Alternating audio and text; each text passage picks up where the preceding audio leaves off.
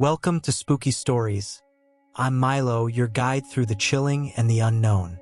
Here, we dive into terrifying tales that will keep you on the edge of your seat. Join our community of thrill seekers, and let's explore the darkness together. Are you ready to be scared? 1.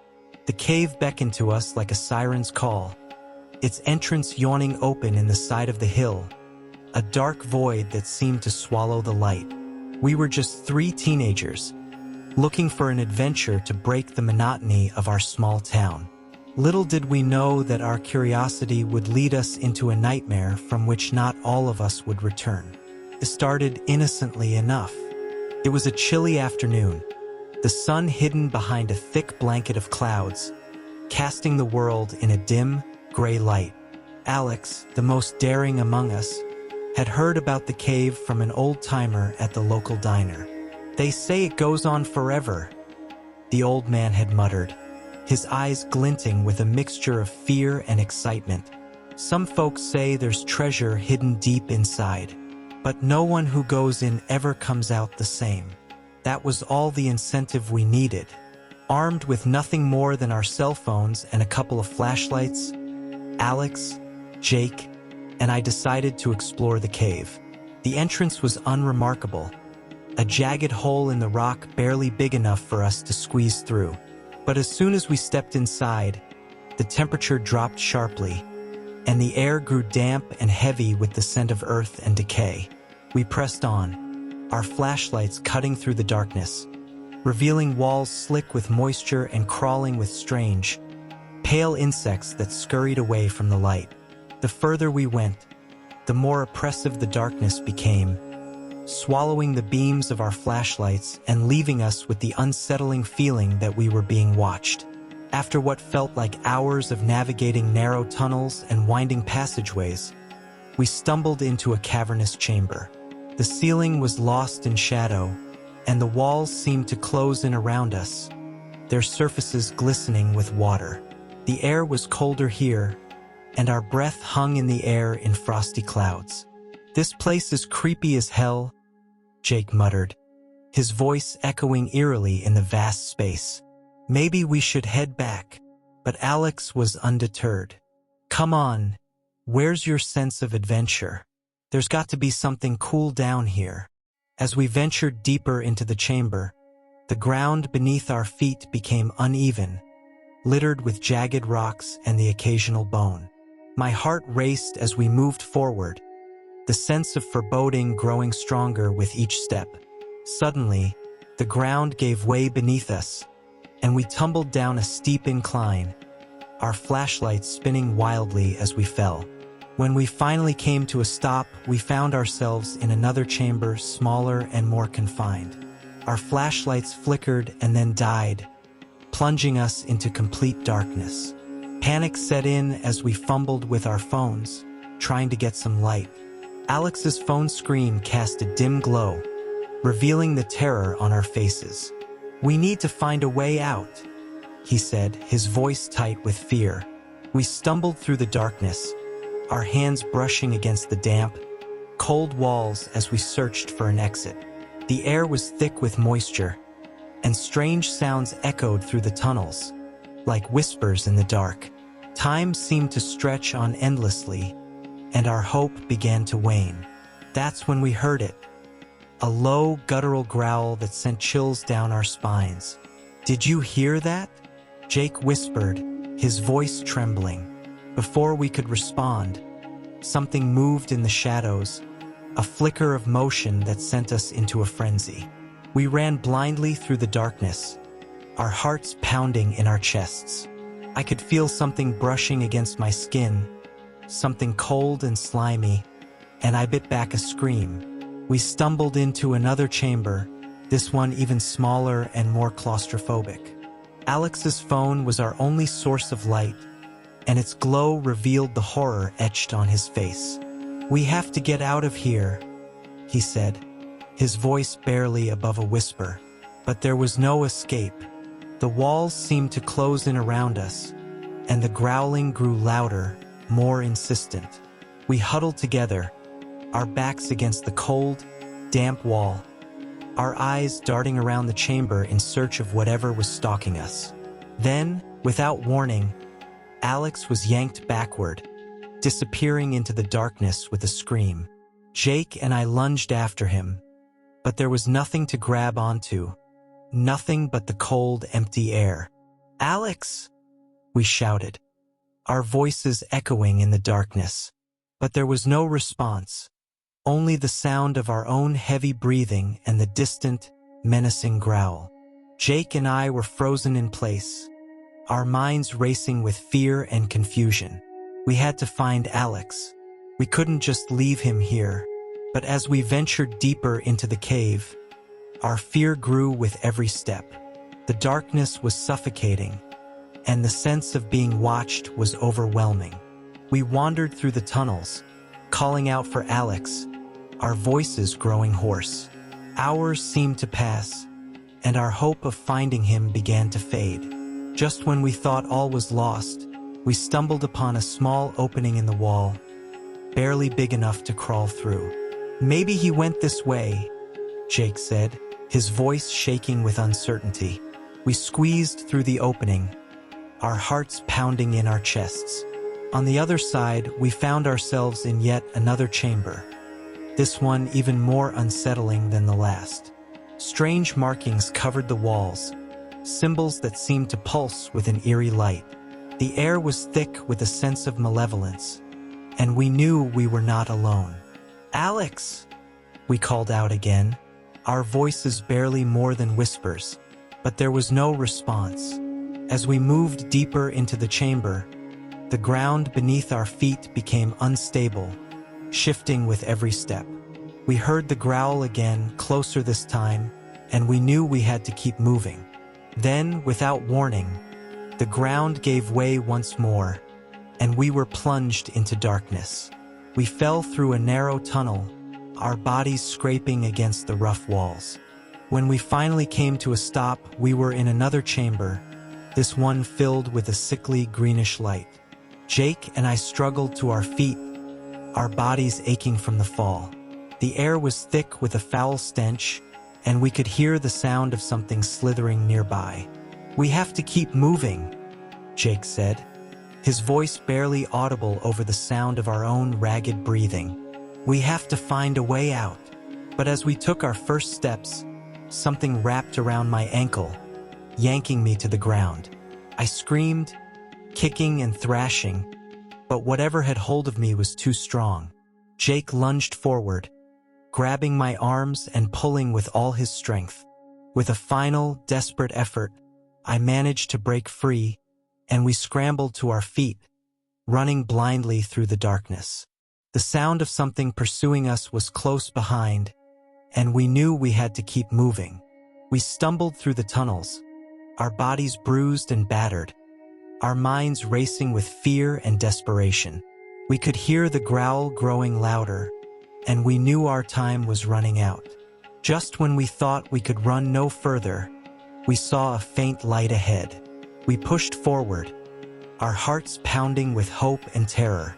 As we reached the light, we realized it was the entrance to the cave, the dim glow of the outside world shining through the opening. We scrambled toward the light, our bodies aching with every step. Just as we reached the entrance, we heard the growl one final time, closer than ever. With a final burst of energy, we threw ourselves out of the cave and into the daylight. We lay on the ground, gasping for breath, the sun warming our cold, damp skin. We had made it out, but Alex was still inside, and we knew we could never go back for him. As we looked back at the cave, the entrance seemed to close in on itself, sealing away the darkness and the horrors within. We knew we could never speak of what had happened, never tell anyone about the cave and the things that lurked inside. But as we lay there, the sun setting on the horizon, we knew we would never be the same. The cave had changed us, marked us with its darkness, and we knew that no matter how far we ran, we could never escape the memories of that terrible, terrifying night. 2. It was supposed to be a simple adventure, a brief escape from our routine. Nathan and I had always loved exploring, and the idea of venturing into the cave system that we had heard so much about seemed perfect. We packed our gear, a couple of flashlights, our phones, and some snacks, believing we were prepared for anything. Little did we know, we were walking into a nightmare that would test the very limits of our endurance and sanity.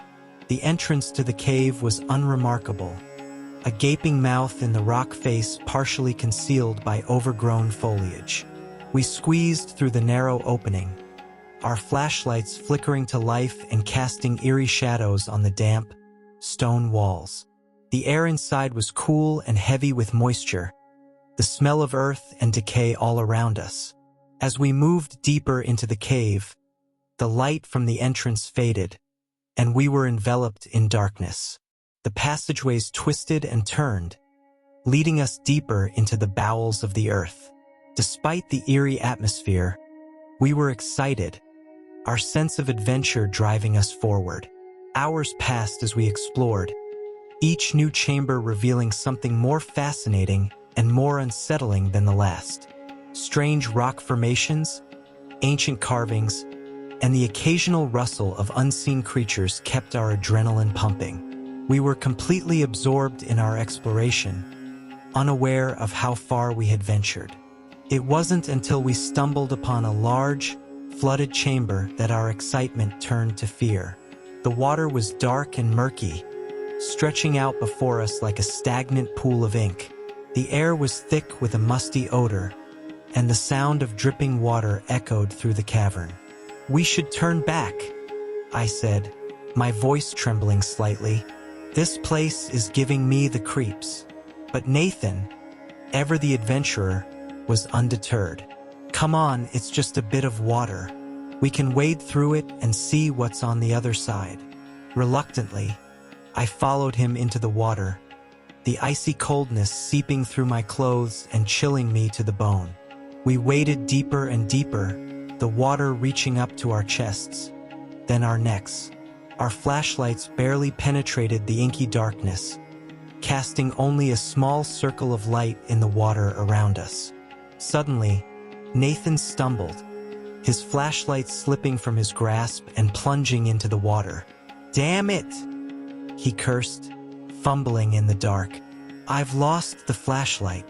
Panic set in as we stood there, surrounded by darkness and cold water. "We need to go back," I insisted, my voice rising in fear. "We can't see anything." "Just a second," Nathan replied, trying to calm me. "I'll find it. Stay close." But as he moved away from me, the water seemed to swallow him up. One moment he was there, and the next he was gone. I called out his name, my voice echoing off the cavern walls, but there was no response. My heart pounded in my chest as I frantically searched the water, my hands reaching out into the darkness. Minutes felt like hours as I waded through the cold, murky water, calling Nathan's name over and over again. My mind raced with terrifying thoughts. Had he fallen into a hidden crevice? Had something pulled him under? The possibilities were endless and horrifying.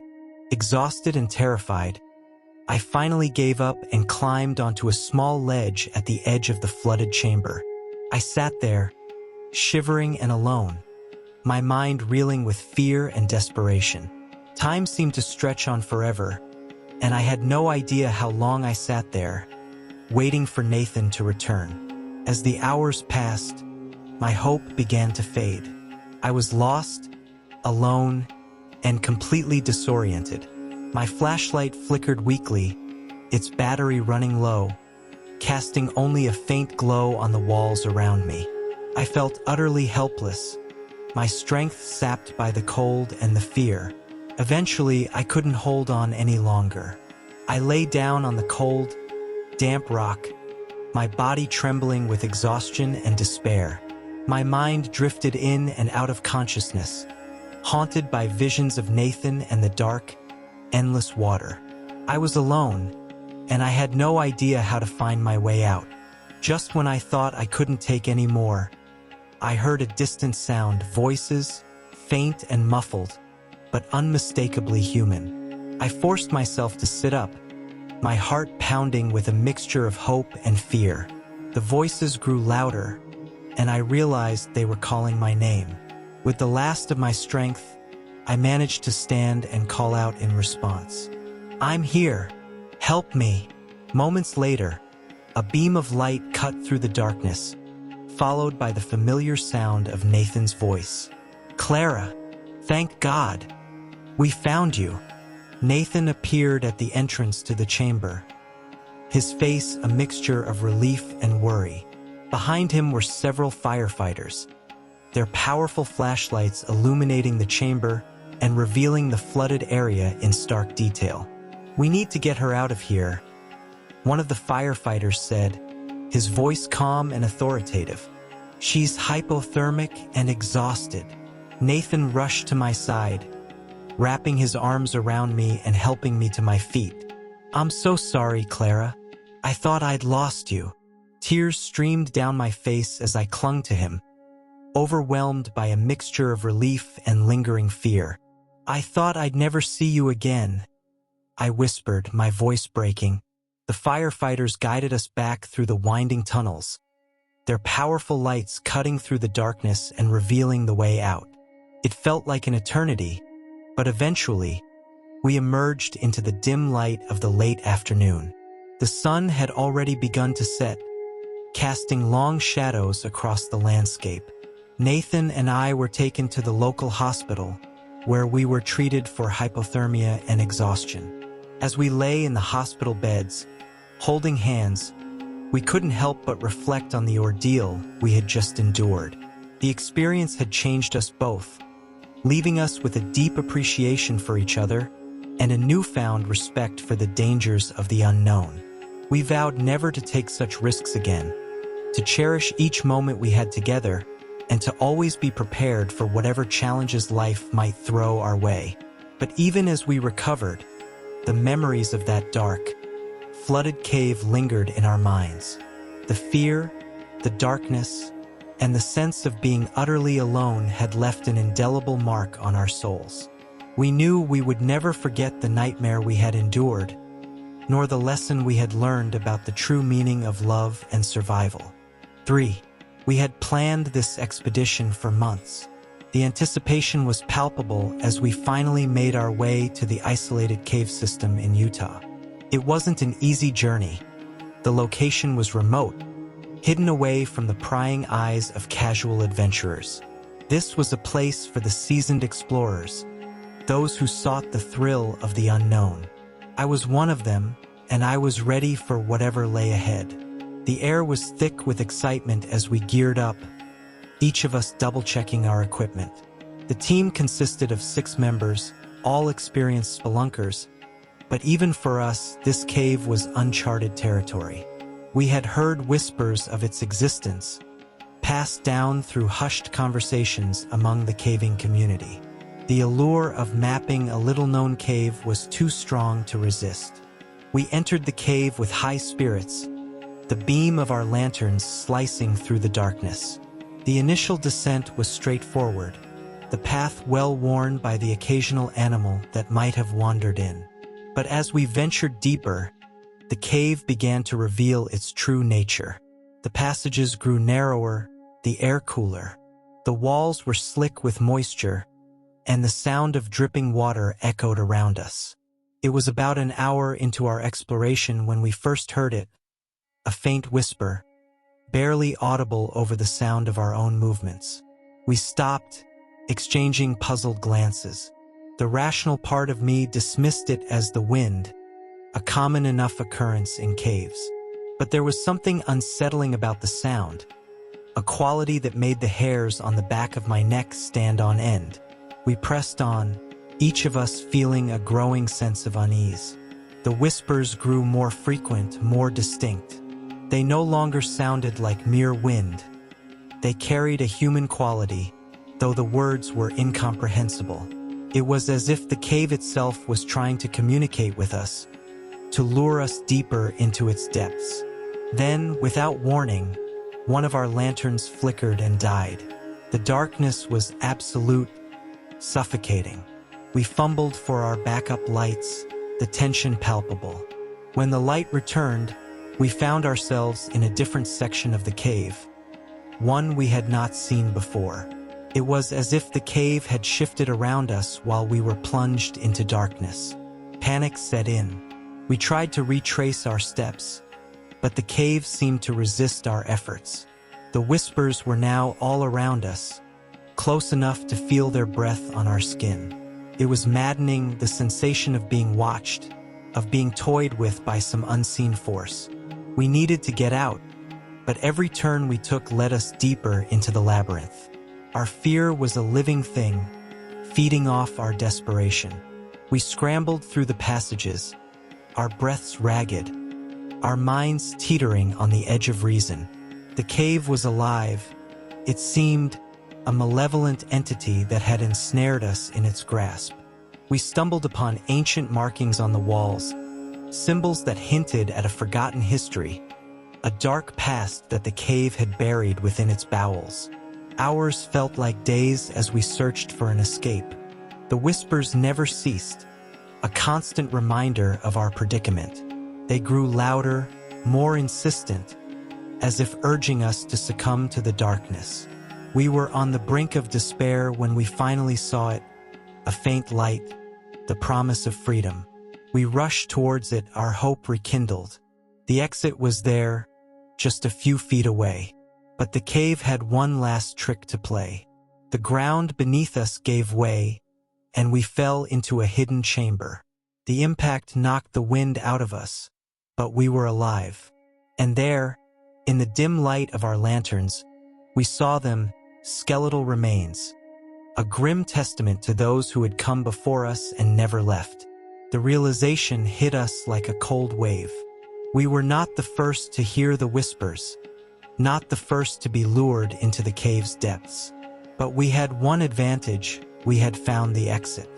With renewed determination, we climbed out of the chamber, every step a battle against the cave's relentless grip. When we finally emerged into the sunlight, the relief was overwhelming. We had escaped, but the cave had left its mark on us. The whispers haunted our dreams, a lingering reminder of the darkness we had faced. Some of us never spoke of the experience again, trying to bury the memories as deep as the cave itself. Others, like me, felt compelled to share our story, a cautionary tale for those who might be tempted to follow in our footsteps. The cave remains there, a silent guardian of its secrets. And the whispers, they say, can still be heard by those who dare to listen. Meet Sarah. Like many of us, she used to dread bedtime. Hours spent tossing and turning, waking up groggy and irritable, and worst of all, her relentless snoring that not only disturbed her sleep, but her partner's as well. Desperate for a solution, Sarah tried everything. New mattresses, white noise machines, even sleeping pills. Nothing worked until she discovered our breathing for sleep routine. One particularly frustrating night, Sarah stumbled upon an article about the power of breathing to improve sleep. Skeptical but willing to try anything, she read about our breathing for sleep routine. A simple, scientifically backed method designed to clear sinuses, enhance breathing, and eliminate oxygen blockades. It promised to guide users through a simple breathing routine for the best sleep of their lives. Intrigued, she decided to give it a shot. As she began the routine, Sarah immediately felt her sinuses clear. She followed the step-by-step guide, learning how to breathe deeply and correctly. Within minutes, she noticed a significant difference. Her breathing was smoother, more relaxed. That night, she fell asleep faster than she had in years and, incredibly, stayed asleep all night. One of the most astonishing benefits was the end of her snoring. The routine included a simple breathing hack that stopped her snoring in minutes. Sarah learned that her habit of mouth breathing was activating her survival mode, preventing her from achieving truly restful sleep. By switching to nasal breathing, she deactivated this mode and allowed her body to fully relax. The next morning, Sarah woke up feeling refreshed and rejuvenated. She couldn't remember the last time she felt so well rested. Her partner noticed the difference too. No more middle-of-the-night disruptions from her snoring. The transformation was remarkable, and Sarah knew she had found something special. Sarah's story is not unique. Many others have discovered the life-changing benefits of our breathing for sleep routine. Imagine falling asleep quickly, sleeping soundly through the night, and waking up feeling fully rested. No more snoring, no more grogginess, just deep, restorative sleep. Are you ready to transform your sleep like Sarah did? Our breathing for sleep routine is easy to follow and starts working immediately. Clear your sinuses, enhance your breathing, and remove oxygen blockades with our guided routine. Say goodbye to snoring and hello to the best sleep of your life. Don't spend another night tossing and turning. Experience the power of proper breathing and reclaim your nights. Try our breathing for sleep routine tonight and wake up to a new, refreshed you. Because everyone deserves the gift of deep, restful sleep. Check out the link for this wonder in the description and the comments. Thank you for joining us on this harrowing journey.